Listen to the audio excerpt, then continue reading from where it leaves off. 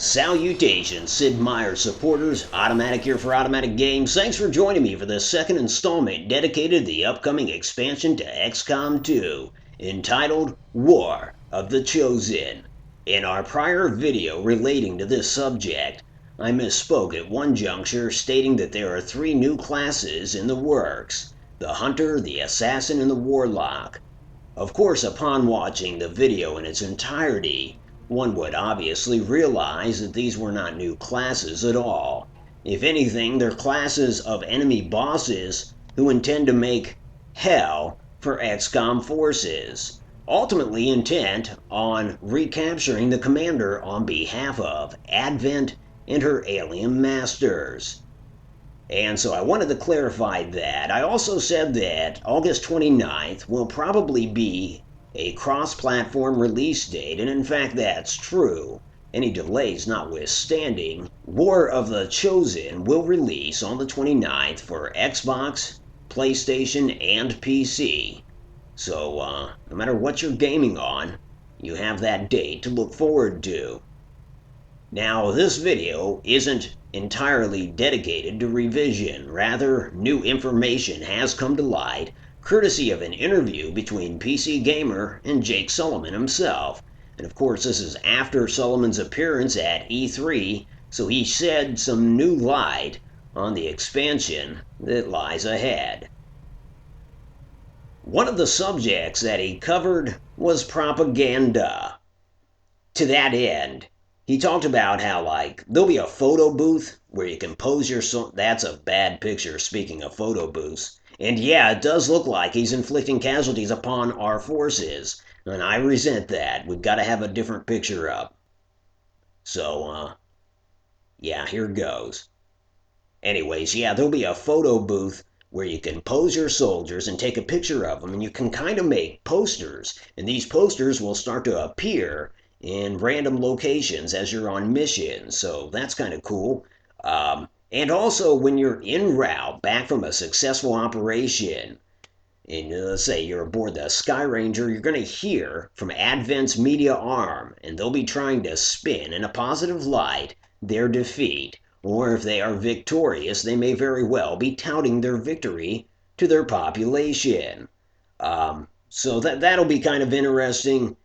Now, the Chosen themselves will interact with the commanders. They will brag about things that they have done to XCOM. They will comment on research initiatives that you have undertaken or successfully completed.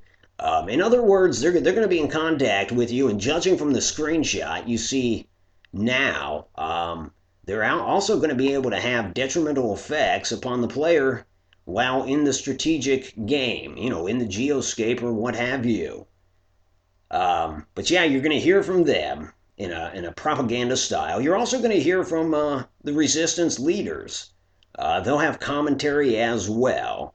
Obviously, that will differ to the extreme from the Chosen. But yeah, each Resistance cell does have a unique leader who is a character in their own right. And of course, that's where your new classes are going to come from. They're going to be hero classes befitting each varied resistance movement. Now, when you're in the Memorial Bar area, you'll hear radio resistance, rather, and the DJ will be played by Jacob Busey there. So you're going to hear from the resistance cells. Now, propaganda aside, we also heard about character bonding. And obviously, soldiers, they're going to be compatible with each other, and you won't know it going in. These kind of traits will just emerge over time. But you can help nurture those relationships. For instance, the Resistance might ask for your characters to go on a covert action in which you'll choose 2 characters, and this will enhance their bond, so it's best to choose characters that already have an affinity toward each other. And they'll go to one of these cities that has been devastated by the war that was 20 years ago. These cities are ruins and they're infected by the lost, those zombie-like creatures. And so those 2 characters will increase their bond. The missions will be different depending on which faction sends you on them or suggests them. And you know, in a way, it's similar to Exalt, how you'd have characters go undercover, an enemy within, and then there would be a mission on the heels of that. So yeah, that's definitely something to look forward to as well. Well, folks, that's really all I have for you. I mean, all I have left for it is a comment on it. And you know, for me, I've always been driven by story, and I've tried to inject into my playthrough relationships, dynamic drama as it relates to the troopers, the soldiers. Which soldiers hate each other? Which soldiers are BFFs? Which soldiers are madly in love? And now, in a way, Firaxis is going to be doing that for us, so that's kind of cool.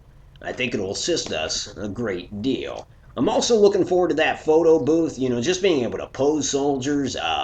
If I want to stop and comment on the soldier for a while, maybe I can use, excuse me, use that photo booth to help facilitate an image while I'm discussing that particular character. But moreover, just the idea of creating propaganda posters featuring a character that you've created and having them appear in the ghettos or the cities controlled by Advent, well, that just sounds absolutely irresistible. Or maybe I'm wrong. Maybe it's resistible, but I, for one, am a sucker for it. And though you absolutely should have by now, if you've missed the War of the Chosen trailer, I'm going to throw up a link at the end of this video. Go ahead and check it out. So yeah, folks, I guess that's all I've got for you today. I appreciate you tuning in. As always, this is Automatic for Automatic Games. If you like this, and if you are subscribed, I will talk to you soon, friends. Thanks for watching.